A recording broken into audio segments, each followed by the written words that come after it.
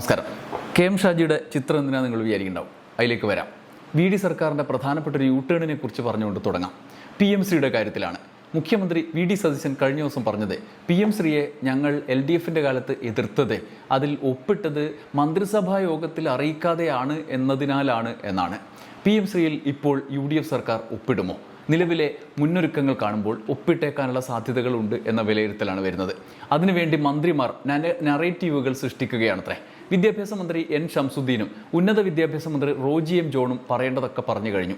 ഏറ്റവും സുപ്രധാന പ്രതികരണം തദ്ദേശ മന്ത്രിയും മുസ്ലിം ലീഗ് നേതാവുമായ K.M. ഷാജിയുടേത് വന്നിരിക്കുന്നു. K.M. ഷാജി പറഞ്ഞത് കണ്ട് തുടങ്ങാം. ഒരു കഴിഞ്ഞ സർക്കാരിന്റെ തുടർച്ചയായതുകൊണ്ട് തന്നെ അവർ ഒപ്പുവെച്ച ഒരു കരാറിനകത്തുനിന്ന് പുറകോട്ട് പോകാൻ ശ്രമം നടത്തി എന്ന് പറയുന്ന ഒരു ടെക്നിക്കലായിട്ടുള്ള മൂവ്മെന്റും നടന്നിട്ടില്ല. അത് ഞങ്ങൾക്ക് ബോധ്യമാണ്. മരവിപ്പിച്ചിട്ടുമില്ല, ഒന്നും മരവിപ്പിച്ചില്ല. അങ്ങനെയാണ് പൈസ ഇവിടെ വന്ന് വരില്ലല്ലോ. പൈസ ഫണ്ട് സ്വീകരിക്കാനുള്ള നടപടികൾ ആരംഭിച്ചല്ലോ. ഒരു മന്ത്രി നുണ പറഞ്ഞു എന്ന് നമ്മൾ സാധാരണ പറയാറില്ല. എന്നാൽ K.M. ഷാജി പറഞ്ഞത് വസ്തുതാവിരുദ്ധമാണ് എന്ന് പറയേണ്ടി വരും. PMCയിൽ ഒപ്പിട്ട് സംസ്ഥാന സർക്കാർ കേന്ദ്രത്തിൽ നിന്ന് പണം വാങ്ങിയിട്ടില്ല. വാങ്ങിയെന്ന് പറഞ്ഞത് അവാസ്തവമാണ്. K.M. ഷാജി ഇരിക്കുന്ന കസേരയ്ക്ക് ചേരുന്ന പറച്ചിലല്ല. അസത്യം പറയില്ലെന്ന് സത്യപ്രതിജ്ഞ ചെയ്തിട്ടാണ് മന്ത്രിമാരാവുന്നത്. K.M. ഷാജി അതുകൊണ്ട് തന്നെ പറഞ്ഞത് ഗൗരവപൂർവ്വം ചിന്തിക്കണം. എന്തുകൊണ്ട് എന്നാണ് നമ്മൾ നോക്കുന്നത്. ആദ്യം PMCയുടെ MOUവിൽ ഒപ്പിട്ട കാര്യം നോക്കാം. LDF സർക്കാരാണ് അതുവരെ കടുത്ത എതിർപ്പുയർത്തി അവസാന കാലത്ത് പോയി ഒപ്പിട്ടത്. അവരുടെ ദേശീയ നിലപാടാണ് PMCക്ക് എതിരായ നിലപാട്. CPIയുടെ കടുത്ത എതിർപ്പിനെ തുടർന്ന് ഒപ്പിട്ട MOUവിൽ നിന്ന് പിന്നീട് പിന്മാറി അത് മരവിപ്പിച്ചു. അന്ന് അതിനെതിരെ അരയും തലയും മുറുക്കി രംഗത്തെത്തി UDF. മുസ്ലിം ലീഗ് അടക്കം CPMൻ്റെ ഹിന്ദുത്വ രാഷ്ട്രീയ ബാന്ധവം എന്നതിനെ ചിത്രീകരിച്ചു. തങ്ങൾ ഭരിച്ച എല്ലാ സംസ്ഥാനവും PMCയിൽ ഒപ്പിട്ടിട്ടും കോൺഗ്രസ് ഇവിടെ അതിനെ എതിർത്തു. യഥാർത്ഥത്തിൽ PMCയെ മുൻനിർത്തി കേന്ദ്ര സർക്കാർ പ്രതിപക്ഷ പാർട്ടികൾ ഭരിക്കുന്ന സംസ്ഥാന സർക്കാരുകളോട് കാണിക്കുന്ന വലിയൊരു വിവേചനം പൊളിക്കാനുള്ള അവസരം കൂടി ഉണ്ടായിരുന്നു. എന്നാൽ അതെല്ലാം മറച്ചുപിടിക്കാനും കേന്ദ്ര സർക്കാരിന് തലയൂരാനും ഉള്ള അവസരമാക്കിയാണ് അതിനെ മാറ്റിയത്. സാധാരണ ഒരു കേന്ദ്ര പദ്ധതി അനുവദിക്കുമ്പോൾ അതുമായി ബന്ധപ്പെട്ട നടപടിക്രമങ്ങളിലോ കരാറിലോ ഒക്കെയാണ് ഏർപ്പെടേണ്ടത്. എന്നാൽ BJP സർക്കാർ സംസ്ഥാനങ്ങളെ, പ്രത്യേകിച്ച് പ്രതിപക്ഷ പാർട്ടികൾ ഭരിക്കുന്ന സംസ്ഥാനങ്ങളെ കുരുക്കാൻ മറ്റു ചില കാര്യങ്ങൾ അതിൽ ഉൾപ്പെടുത്തി.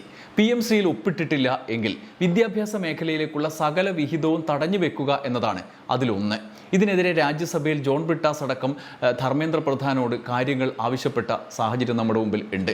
നമ്മുടെ അടുത്ത് നിന്ന് പിരിച്ചു കൊണ്ടുപോകുന്ന നികുതി വിഹിതമാണ് എന്നോർക്കണം, കേന്ദ്രത്തിൻ്റെ ഔദാര്യമല്ല. അങ്ങനെയാണ് PMCയിൽ ഒപ്പിടാത്തതിനാൽ കാലങ്ങളായി SSA വിഹിതം, സർവ്വശിക്ഷാ അഭിയാൻ വിഹിതം കേരളത്തിന് തരേണ്ടത് തടഞ്ഞു വെക്കാൻ തുടങ്ങിയത്. കേരളത്തിലെ പ്രതിപക്ഷം, കോൺഗ്രസ്, എന്തിന് ലീഗ് പോലും അതിലൊരു പ്രതിഷേധം രേഖപ്പെടുത്തിയില്ല. അവരുടെ ആളുകളും രാജ്യസഭയിലും ലോക്സഭയിലും ഒക്കെ ഉണ്ടല്ലോ. കേരളം ഇത്തരം സാമ്പത്തിക ഉപരോധങ്ങൾക്കെതിരെ സുപ്രീം കോടതി വരെ ഗവൺമെൻറ് പോയി. ആ കേസ് ഇന്നും കോടതിയിലാണ്. അപ്പോഴാണ് UDF സർക്കാർ വന്നത്. UDF പ്രത്യേകിച്ചും കോൺഗ്രസ് ഹൈക്കമാൻഡിന് PMCയിൽ ഒപ്പുവെക്കുന്നതിനെതിരായ നയപരമായ നിലപാടില്ല. എല്ലാ കോൺഗ്രസ് സംസ്ഥാനങ്ങളും ഒപ്പിട്ടിട്ടുണ്ട്.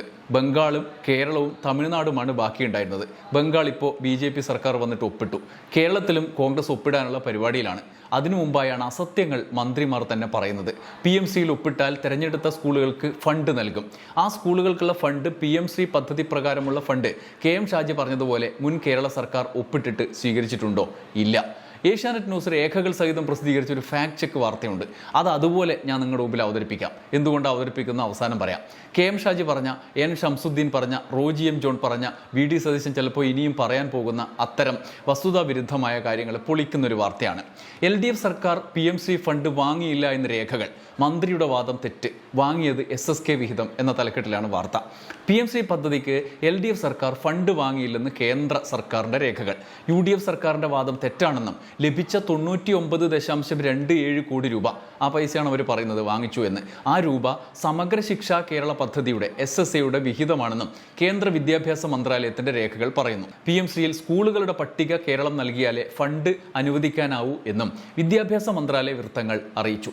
കേരളവുമായുള്ള കരാർ റദ്ദാക്കാതെ പുതിയ സർക്കാരിൻ്റെ നിലപാടിനായി കാത്തിരിക്കുകയാണ് കേന്ദ്ര സർക്കാർ. അതേസമയം അടുത്ത മന്ത്രിസഭാ യോഗത്തിൽ UDF സർക്കാർ PMC പരിഗണിക്കും. PMC പദ്ധതിക്ക് ഇടത് സർക്കാർ ഫണ്ട് വാങ്ങിയെന്ന് വിദ്യാഭ്യാസ മന്ത്രി N. ഷംസുദ്ദീൻ ആവർത്തിച്ചു പറഞ്ഞിരുന്നു. എന്നാൽ ഫണ്ട് വാങ്ങിയില്ലെന്ന് മുൻ മന്ത്രി V. ശിവൻകുട്ടി വ്യക്തമാക്കി. PMC പദ്ധതിയിൽ കേരളം ഒപ്പുവെച്ചത് ഒക്ടോബർ 16-നാണ്. ഇതിനുശേഷം 99.27 കോടി രൂപ കേരളത്തിന് കേന്ദ്രം നൽകി. ഈ തുകയെക്കുറിച്ചായിരുന്നു തർക്കം. PMC പദ്ധതിക്ക് കേരളത്തിന് ഫണ്ട് നൽകണമെങ്കിൽ ഇതിനുള്ള തുടർ നടപടികൾ കേരളം പൂർത്തിയാക്കി. പൂർത്തിയാക്കണം. അതുണ്ടായിട്ടില്ല. കേന്ദ്ര സർക്കാരിൻ്റെ PMC ഡാഷ്ബോർഡിൽ അത് വ്യക്തവുമാണ്. രാജ്യത്താകെ 14,500 PMC സ്കൂളുകളാണ് അടുത്ത വർഷം അവസാനിക്കുന്ന പദ്ധതിയിലൂടെ കേന്ദ്രം ലക്ഷ്യമിടുന്നത്. നിലവിൽ 13,091 സ്കൂളുകളാണ് പദ്ധതിയിലുള്ളത്. സ്കൂളുകളുടെ വികസനം, കരിക്കുലം, പഠന രീതി എന്നിവയ്ക്ക് കേന്ദ്ര മാർഗനിർദ്ദേശം അംഗീകരിക്കണം. നിലവിൽ കേരളത്തിൽ ആകെ 47 വിദ്യാലയങ്ങൾക്ക് PMC ഫണ്ട് കിട്ടുന്നുണ്ട്. അതെങ്ങനെയാണ്? ഇതെല്ലാം കേന്ദ്ര സർക്കാരിൻ്റെ കീഴിലുള്ള സ്കൂളുകളാണ്. 33 കേന്ദ്രീയ വിദ്യാലയങ്ങൾ, 14 നവോദയ സ്കൂളുകൾ. എന്നാൽ സംസ്ഥാന സർക്കാരിൻ്റെ കീഴിലുള്ള സ്കൂളുകളുടെ പട്ടിക PMC പദ്ധതിയിൽ ഔദ്യോഗികമായി ഒപ്പിട്ടാൽ സംസ്ഥാന സർക്കാർ നൽകും. അങ്ങനെയാണ് ഇത് പണം കിട്ടുക. എന്നാൽ സംസ്ഥാന സർക്കാർ അങ്ങനെ MOUവിൽ ഒപ്പിട്ട് ഈ പട്ടികയൊക്കെ നൽകുന്നതിന് മുന്നെയാണ് കരാർ മരവിപ്പിക്കാനുള്ള കത്ത് കേരളം നൽകിയത്. പിന്നെ എങ്ങനെ PMC ഫണ്ട് നൽകും? ഇതാണ് കേന്ദ്ര ഉദ്യോഗസ്ഥർ ചോദിക്കുന്നതായി ഏഷ്യാനെറ്റ് ന്യൂസ് റിപ്പോർട്ട് ചെയ്യുന്നത്. സമഗ്ര ശിക്ഷാ അഭിയാൻ ഫണ്ട് നൽകുന്നത് PMCയുമായി കേന്ദ്രം കൂട്ടിയിണക്കിയതോടെയാണ് PMCയിൽ ഒപ്പിട്ട് ഇത് വാങ്ങാൻ CPM സർക്കാരും തീരുമാനിച്ചത്. ഇത് പ്രകാരമാണ് അന്ന് ആ രൂപ ലഭിച്ചത്. തമിഴ്നാട് നിയമപോരാട്ടം നടത്തിയപ്പോൾ കേരളം എന്തിന് സമ്മർദ്ദത്തിന് വഴങ്ങി എന്ന ചോദ്യമാണ് അന്ന് പ്രതിപക്ഷം ഉയർത്തിയത്. പ്രീ പ്രൈമറി മുതൽ ഹയർ സെക്കൻഡറി വരെയുള്ള സ്കൂൾ വിദ്യാഭ്യാസം മെച്ചപ്പെടുന്നതിനുള്ള സർവ്വശിക്ഷാ പദ്ധതിക്ക് 60% തുക കേന്ദ്രവും 40% സംസ്ഥാനവുമാണ് നൽകുന്നത്. എന്നാൽ 2021 മുതൽ 2025 വരെ 1,171 കോടി രൂപ ഈ ഇനത്തിൽ കേരളത്തിന് നൽകിയില്ലെന്ന് കേന്ദ്ര സർക്കാർ സുപ്രീം കോടതിയിൽ നൽകിയ സത്യവാങ്മൂലം വ്യക്തമാക്കുന്നു. എന്താ നൽകാത്തത്? ഇങ്ങനെ പലവിധ മാനദണ്ഡങ്ങൾ പാലിച്ചില്ല എന്ന് പറഞ്ഞു. എങ്ങനെ പാലിച്ചില്ല? PMCയിൽ ഒപ്പിട്ടില്ല എന്നൊക്കെ പറഞ്ഞ്. കഴിഞ്ഞ സാമ്പത്തിക വർഷം സമഗ്ര ശിക്ഷ കേരളം പദ്ധതി പ്രകാരം 452.05 കോടി രൂപയാണ് കേന്ദ്രം നൽകേണ്ടത്. 2025 ഒക്ടോബറിൽ PMCയിൽ കേരളം ഒപ്പുവെച്ചപ്പോഴാണ് സമഗ്ര ശിക്ഷാ പദ്ധതിയിൽ കേരളത്തിന് ആദ്യ ഗഡു 99.27 കോടി രൂപ നവംബറിൽ കേന്ദ്രം നൽകിയത്. ഇത് സർവ്വശിക്ഷാ പദ്ധതിക്കുള്ള ഫണ്ട് എന്ന് കേന്ദ്രം ഈ രേഖയിൽ എടുത്തു പറഞ്ഞിട്ടുണ്ട്. എന്നാൽ PMC മരവിപ്പിച്ചതോടെ തുടർന്നുള്ള ഫണ്ട് വീണ്ടും കേന്ദ്രം മുടക്കിയിരിക്കുകയാണ്. പുതിയ സർക്കാർ അധികാരമേറ്റപ്പോൾ PMCയിൽ തുടർ നടപടി അറിയിക്കണമെന്ന് കേന്ദ്ര വിദ്യാഭ്യാസ സെക്രട്ടറി കേരളത്തിന് കത്തയച്ചിരുന്നു. അതിൽ തന്നെ വ്യക്തമാണല്ലോ. കാരണം ഇതിൽ ഒപ്പിട്ട് മരവിപ്പിച്ച സാഹചര്യത്തിൽ ഇത് തുടരാൻ കഴിയില്ല, പുതിയ നിലപാട് അറിയിച്ചിട്ട് വേണം തുടരാമെന്നാണ്. പണവും തടഞ്ഞു വെച്ചിരിക്കുകയാണ് SSAയുടെ. കേരളം ഒപ്പിട്ട കരാർ നിലനിൽക്കുന്നു. ഇതിൽ തുടർ നടപടി സ്വീകരിച്ച് PMCക്കും സർവ്വശിക്ഷാ പദ്ധതിക്കുമുള്ള ഫണ്ട് വാങ്ങണോ എന്ന രാഷ്ട്രീയ തീരുമാനമാണ് ഇനി UDF സർക്കാർ സ്വീകരിക്കേണ്ടത്. കാരണം അത് മരവിപ്പിച്ചിട്ടുണ്ട്, അത് നിലനിൽക്കുന്നു, മരവിപ്പിച്ചത് പിൻവലിക്കണം, അങ്ങനെ തുടരണം. ഇല്ലെങ്കിൽ സർവ്വശിക്ഷാ അഭിയാനിലെ കുടിശ്ശിക വാങ്ങിയെടുക്കാൻ കോടതിയിൽ പോകാം. അതേസമയം PMC വേണ്ടെന്ന് വയ്ക്കാൻ UDFന് ഇനി കഴിയില്ല എന്ന വാദത്തിൽ ഒരു കഴമ്പുമില്ല എന്ന് കണക്കുകൾ വ്യക്തമാക്കുന്നു എന്നാണ് ഏഷ്യാനെറ്റ് ന്യൂസിൻ്റെ വാർത്ത. മറ്റാരുമല്ല, UDF സർക്കാരിന് നല്ല വിശ്വാസമുള്ള ന്യൂസ് ചാനലിൻ്റെ ഏഷ്യാനെറ്റ് ന്യൂസ് ചാനലിൻ്റെ വെബ്സൈറ്റ് വിശദമായി വാർത്ത പ്രസിദ്ധീകരിച്ചിട്ടുണ്ട്. ഇനി KM ഷാജി പറഞ്ഞത് ഒന്നും കൂടി കേട്ടോ. ഇടതുപക്ഷം ഒപ്പുവെച്ച, അല്ലെങ്കിൽ അന്നറിയാലോ ഒരു MP ഇടനിലക്കാരനായി ഒപ്പുവെച്ച അതിന്റെ പണം സ്വീകരിച്ചിട്ടുള്ള കരാർ നടപടികൾ മുമ്പോട്ട് പോയിട്ടുണ്ട്. വിദ്യാഭ്യാസ മന്ത്രി ഇത് വ്യക്തമാക്കി. മന്ത്രി പറഞ്ഞത് നുണയാണോ, വസ്തുതാവിരുദ്ധമാണോ, അസത്യമാണോ? ഇതൊക്കെ ഇനി നിങ്ങൾ തീരുമാനിക്കുക.